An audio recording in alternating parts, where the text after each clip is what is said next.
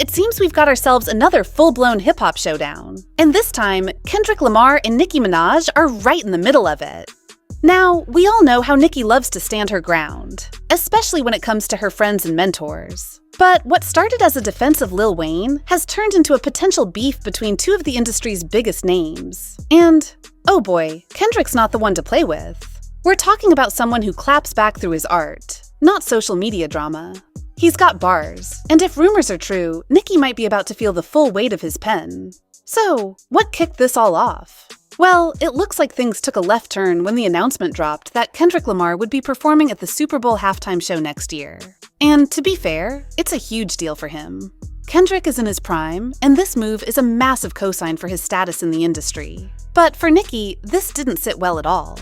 You see, next year's Super Bowl will be held in New Orleans, Lil Wayne's hometown, and for Nicki, it was Wayne who deserved to headline the show. After all, she's always credited Wayne with her rise to fame. After seeing Nicki Minaj's Twitter rant about how Lil Wayne is not performing at the Super Bowl, I too have the same question that Megan Thee Stallion has. Who are you beefing with? Because it's definitely not Jay-Z. No, all of the things that you have said are not directed about Jay-Z, it's directed to his wife.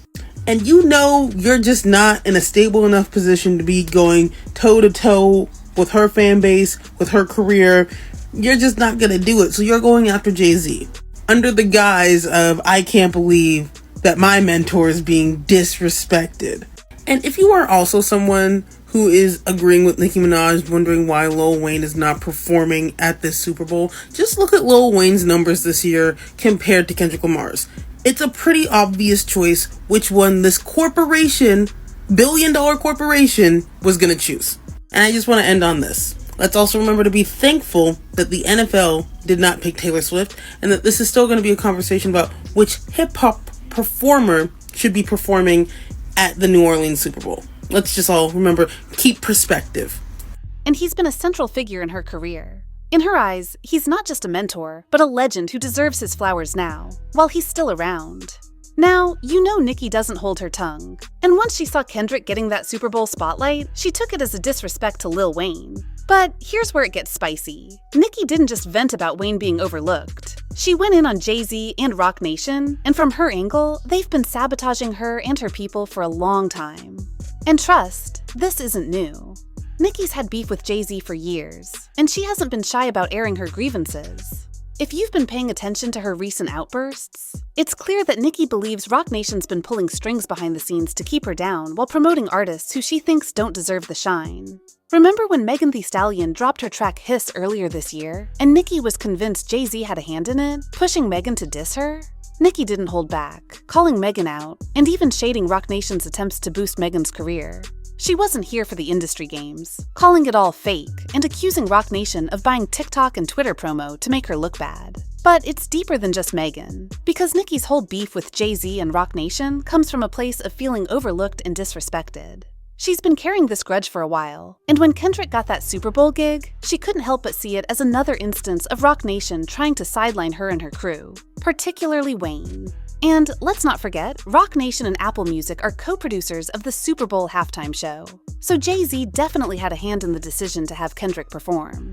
To Nicki, this was a calculated move to snub Wayne, and she went off on Twitter, accusing Jay-Z of using his power to hurt Wayne's legacy because of his beef with Birdman, Drake, and of course, Nicki herself.